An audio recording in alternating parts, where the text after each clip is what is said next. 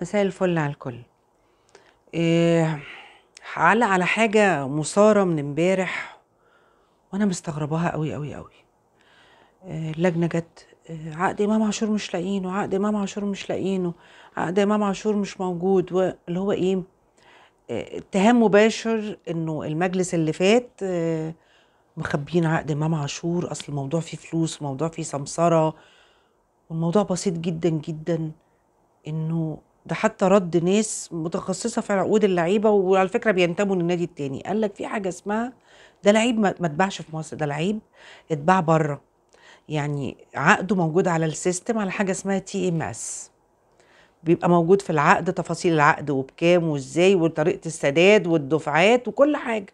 وقال لك حتى الفيفا عملت نظام جديد بتراقب دلوقتي اللعيبه عقودها، لما بتبقى العقود اللي هي محترفين من بره، بتراقب العقود وبتشوف العقود بتتعمل ازاي واللعيبه خدت ايه.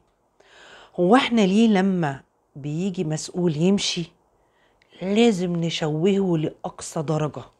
لازم نقول للناس اوعى يكون في لسه حد بيحبه او حد بيدافع عنه؟ لا لا لا لا، اللي يقع يا جماعه لازم الكل ينهش فيه، ولازم الكل هو ده العصر هو ده اللي احنا بنعلمه للناس. ما دام وقع لازم يبقى وحش ومش كويس ونهاجمه ونشتمه وما نشكرش. وبعدين يقول لك هو كان كويس في السنين اللي فاتت واحنا كنا معاه عشان كان كويس. انك تبقى كويس 6 7 سنين، لكن لما تخفق سنة او يحصل فيه حاجة او تحصل فيه مشاكل وديون لا، مش هنستحملك، انت امشي. ومش تمشي كمان بس، لا انت هتمشي وهنشوه الصورة، ومش هنخلي لك سيرة حلوة، ومش هنفتكر لك اي شيء كويس انت عملته. هو ليه كده؟ هو ليه كده؟ ليه التشويه؟ ليه ما دام انت مش ليه؟ معنى كده ان حضرتك يوم ما هتمسك الاداره وتعمل حاجات كتير قوي وانجازات كتيره جدا، وتيجي في فتره تخفق في حاجه ما تعجبش الجمهور كانت عايزاها وانت ما قدرتش تعملها، الظروف كذا كذا، الناس تهاجمك وما تفتكرلكش شكل كويس؟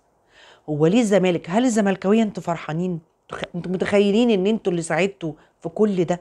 انتوا متخيلين ان واحد ممكن يعمل حاجات كتيره جدا جدا، ولما الظروف تبقى ضده ما يبقاش كويس؟ المفروض منك انك يعني بلاش موظفين في النادي يمشوا ويتقطع عيشهم ليه؟ لا اصل في غلطات، لا، هو علشان حتى اللي كانوا بيشتغلوا معاك مش هيبقوا موجودين، بصرف النظر بقى ان عيشه يتقطع، ان ما يعرفش ياكل ولاده في الظروف اللي احنا عايشين فيها، او لو في اي ظروف، والناس بتشتكي من الغلاء، لا لا انت هتقعد في بيتك. دول بقى كده دول ممكن يبقوا جواسيس، لا دول لازم يمشوا، احنا هنمشي كل الناس، ومش مهم بقى نقطع عيش مين. ليه؟ يعني مثلا الموظفين ذنبهم ايه؟ لا الوزير، حضرتك بتجيب شخص يمسك رئيس النادي حاليا، كان في مشكلة بينه وبين المجلس اللي فات والامن، بصرف النظر لو هو على حق او مش على حق، مش دي نقطتي.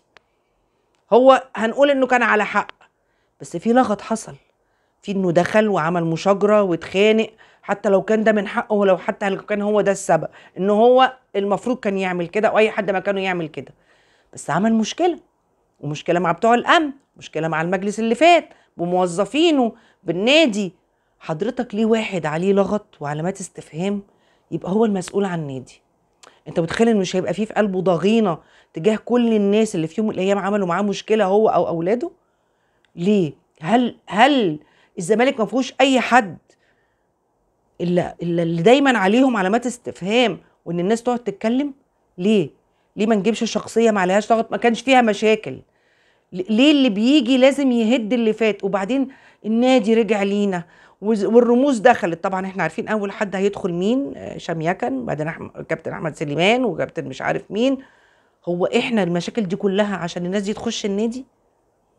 والناس دي بتعمل ايه؟ يعني انا الوحيد اللي شفته بيعمل حاجه احمد حسام ميدو، قال لك انا وهجيب لبس الناشئين وهعمل كذا وهعمل كذا والمدير الفني للناشئين وانا اللي هدعمهم وانا اللي هجيب لهم وانا اللي هصرف فلوس. هم دول الزملكاويه يا جماعه، مش الزملكاويه اللي بتتخانق على كرسي، مش الزملكاويه اللي بتحب على كرسي. ليه عايزين تطلعوا ان المجلس اللي فات فيه عمولات وسمسره وبيخبوا عقود؟ ليه كده؟ ليه يا جماعه؟ الايام دول، ولو حضرتك بتشجع الاسلوب ده، ما هو في يوم من الايام هيتعامل مع حضرتك برضو. ما هو انت اللي يعني ايه، بتبارك الخطوه، انه اللي يمشي لازم يتهاجم، ولازم محدش يفتكر له حاجه كويسه، ولازم ولازم ولازم. انت بتحط السيستم اللي الناس هتمشي عليه. ليه ده في الزمالك؟ هو ليه الزمالك هو اللي عنده مخالفات وهو اللي عنده مشاكل؟ هو حد بيتكلم على موضوع؟ طب فين الصفحات اللي كانت بتهاجم وتقول زيزو؟ حد بيتكلم على القندوسي اللي مش عايز يمشي الا لما ياخد مستحقاته؟ حد اتكلم على اللعيبه جت بملايين ومشيت؟ محدش بيجيب سيرتها. لا، هيعملوا مؤتمر واحتفال علشان خاطر هيبنوا الاستاد الجديد طبعا، ويقول لك خبرات بصوا هنا الاداره ايه وهنا الاداره ايه. اللي وقع على فكره الزملكاويه هم اللي بايديهم عملوا كده. انتوا اهنتوا كرامه الزمالك، انتوا ما حافظتوش على وضع الزمالك. كل ده اتنسى.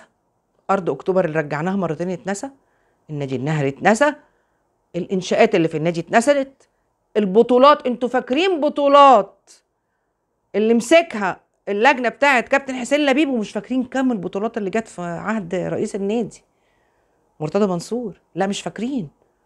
هو خلاص الحرب. حد اتكلم بتقولوا زمالك وسمسره واولاده وسمسره؟ حد اتكلم على موضوع الثلاث لعيبه اللي كانوا في فيوتشر، بوب ومش عارفه مين التاني، الاثنين زمايله اللي راحوا بيراميدز؟ قال لك ما ادوناش مستحقاتنا، مضونا ما ادوناش مستحقاتنا. يا راجل ده فيوتشر مقدمه فيهم شكوى في لجنه الانضباط، وانتوا عارفين طبعا لجنه الانضباط هتعمل ايه؟ هتقول للعيبه انتوا ازاي تطالبوا بحقكم؟ حد اتكلم قال مثلا فين حق اللعيبه دي بملايين؟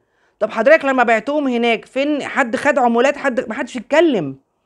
وبعدين اصل نادي فيوتشر اشتراه رئيس مجلس الاداره اللي كان ماسك نادي فيوتشر، اللي جاب 3 لعيبه بروزهم وباعهم ب 115 مليون جنيه.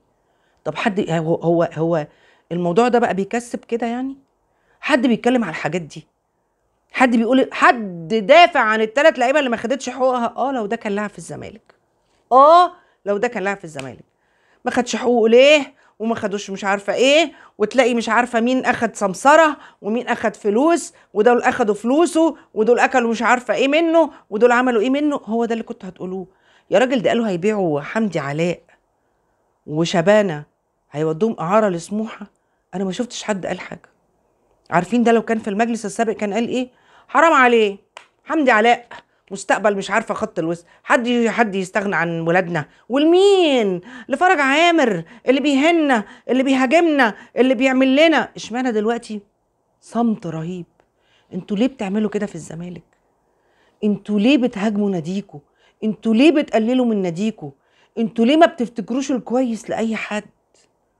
ليه كده يا جماعه؟ اللي انتوا بتعلموه للناس ده غلط. ده معناها ان اي مسؤول هيجي مهما عمل لك حاجه كويسه، لو جه فتره وحصل له مشاكل وحصل له حاجات تعوقه انه يبقى زي الاول، بتقولوا للناس ارموه، طالبوا انه يمشي وهاجموا، وما تصبروش، ما تفتكروش الحال وتفتكروا اللي انتوا فيه. عيب. ده مش احنا، مش احنا. كل المشاكل خلاص اتنست، ما حدش بيتكلم في الزمالك. ودلوقتي اللي بيتكلموا فيه ان هم بيحاولوا يشيلوا الفساد اللي في النادي. ارفض موظفين، طبعا بتوع الامن هيمشوا، موظفين هيمشوا، واللي كانوا متعينين يا عيني علشان عندهم اعاقه هيمشوا. كل دول هيمشوا ليه؟ عشان كانوا محسوبين. وكل ما يجي ليه كده؟ ليه لازم نطلع ان حد كان من الزمالك لازم يبقى كان فاسد؟ شكرا على كل وقت فات، وان شاء الله باذن الله الزمالك يبقى افضل. ما ينفعش يبقى كده، ما ينفعش. انا قلت وهفضل اقول لك الله يا زمالك والناس المتلونه والمتغيره، شكلكم وحش قوي قوي قوي قوي. وصدقوني ربنا مش بيسيب حد. كما تدين تدان. ولك الله يا زمالك.